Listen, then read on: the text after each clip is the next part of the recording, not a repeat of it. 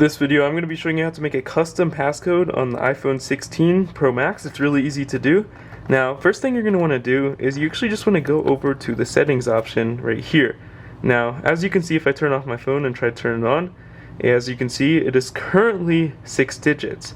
But if you log in, you actually can change it to 4 quite easily. All you need to do to change it to 4 is you actually want to scroll down in settings again and actually just click on Face ID and Passcode. Click on that, enter in your old passcode, whatever this is, the 6-digit one, or if you don't have one, you can also enter in that. And scroll to the bottom, not the very bottom, but just want to scroll down a little bit, and you want to find where it says change passcode. So we click on change passcode like so, where from here you enter in your current passcode. I'm going to do this off camera, and from here you can actually click on passcode options.